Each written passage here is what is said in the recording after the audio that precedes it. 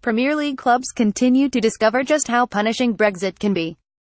The call of 5 contenders to just 2 after the Champions League round of 16 was brutal enough before the luck of the draw got in on the Acton Nyan yesterday and decreed that only the one would be permitted entry to the last 4. From Jamie Carragher, a man behaving atrociously, to Gareth Southgate finding himself obliged to play political football, it's been a case of events, dear boy, conspiring to blow the English game off course this week. And redemption on the field of play was there none, with Chelsea hot on heels of Manchester United in leaving Europe, after Spurs had previously engineered their own painful departure from a seeming position of strength. Giorgio Chiellini's mastery of Harry Kane, and the wild-eyed celebration of the defensive art the Italian shared with the ageless Gigi Buffon, as critical to Juve's comeback win at Wembley as was the 3-minute double whammy of those Higuain and Dybala goals. And, now, deliciously, the quarter-final draw ensures that the old man of Turin gets to lock horns with Ronaldo next time out. At least Spurs had given it a right go out in the Juventus Stadium and begun in similar fashion at their home from home in London before it all went horribly wrong. Similarly, Chelsea showed plenty of adventure at the Camp Nou, before and even after Lionel Messi took charge. By contrast, United's exit was ignominious, all whimper and, Lukaku aside, no bang, with the general mood of anger and dismay around Old Trafford after a rudderless performance against Seville hardly eased by Jose Mourinho's extraordinary post-match comments in which, at one point, he appeared to seek to ease the pain, or least attempt to put it in perspective, by reminding his audience of the crushing blows he had himself previously inflicted on big European football nights at Old Trafford with Porto and Real Madrid.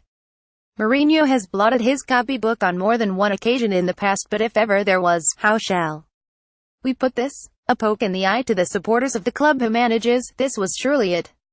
It's a pity Fraser Crane wasn't on hand to tell Jose, as he famously told Niles, that other special one, Copernicus called, and you are not the center of the universe. And while he was at it, the good doctor might have used his professional expertise to have a stab at diagnosing what ails Alexis Sanchez and Paul Pogba, the former having apparently mislaid his mojo since his move to Old Trafford and the latter yet to find his.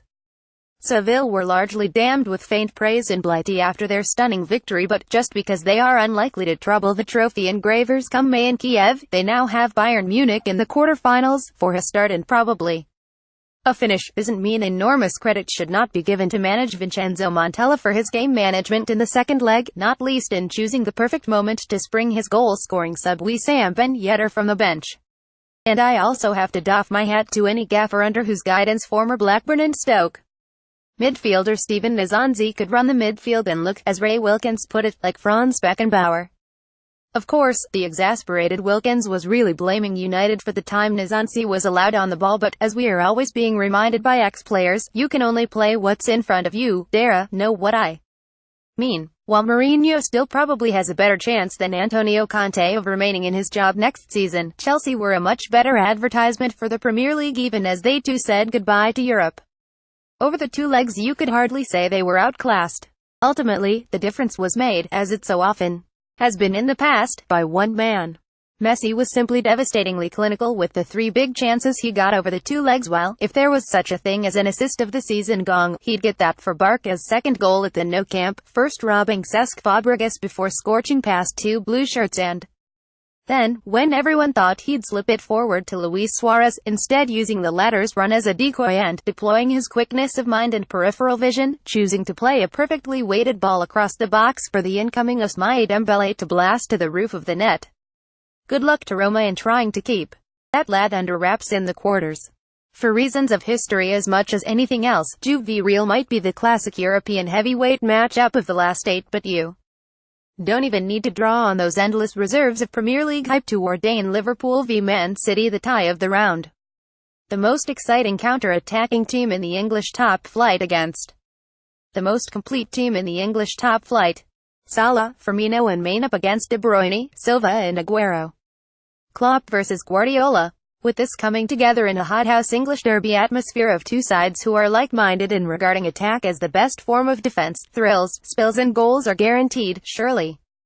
Really, what's not to like? Unless, of course, you are a Man United fan who now won't even have the consolation of getting to cheer lustily for the side playing against your most hated rivals.